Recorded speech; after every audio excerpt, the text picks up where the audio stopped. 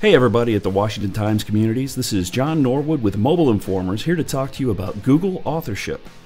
Google Authorship is Google's way of connecting content from various websites across the internet to its author. This means if I write for the Washington Times Communities, Tripwire Magazine, and my own blog, Google will credit me for all this work in a single place with a single rank. This rank is often referred to as author rank, but you won't see that written anywhere except SEO sites, and most content written about it is pure conjecture. Even if author rank is complete fiction, which it isn't, there's still one very strong reason to be a Google author. You get to see your picture next to your article in the search engine results pages. This will help differentiate your article from others in the SERP and increase click-through rate. From my own personal experience, my click-through rate increased by about 30% when my picture started showing up next to the articles that I wrote. Again, I can't comment on any direct correlation between increased rankings and Google authorship, but I can say it is directly responsible for a higher click-through rate. Setting up Google authorship is easy for the most part, but there's a couple of possible snags along the way.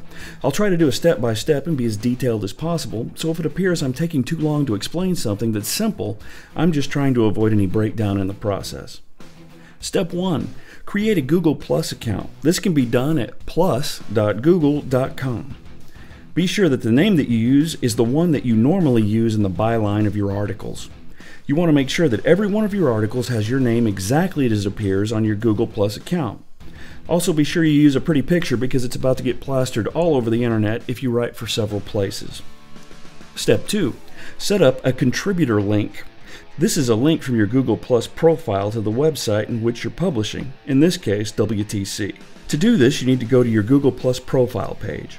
The Profile tab is located on the left side of the screen directly beneath Home. Once you're on the profile page, click on the Edit Profile button just to the left of your profile picture. Once there, scroll down to the bottom of the profile where it says Contributor to. Click on this and it will open a menu where you can enter a URL and a label. Here's what it should look like to set up authorship on WTC. Label: Washington Times Communities.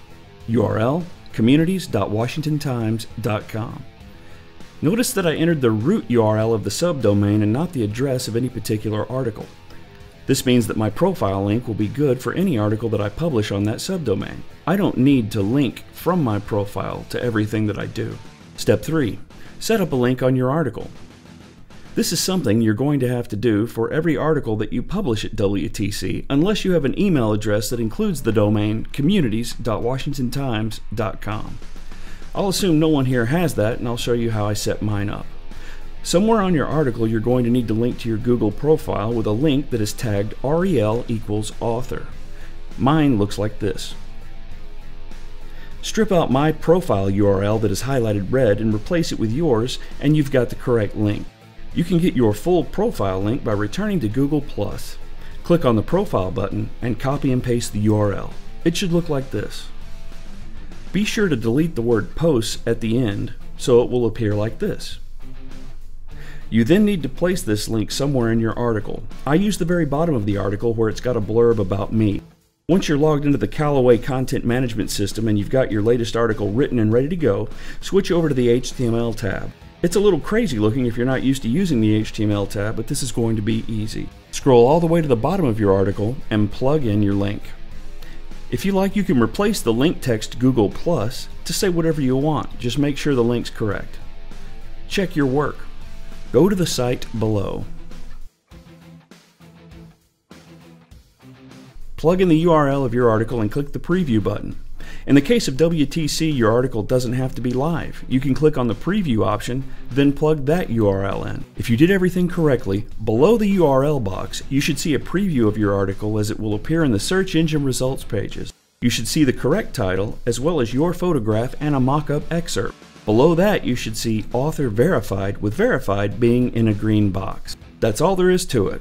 It sounds a lot more complicated than it actually is, but if you have any problems at all, feel free to contact me at john@webexordium.com. Be sure to put WTC in the subject line so you don't get junked. If you found this useful, feel free to shower my new blog with as many links as you like. It's located at mobileinformers.com.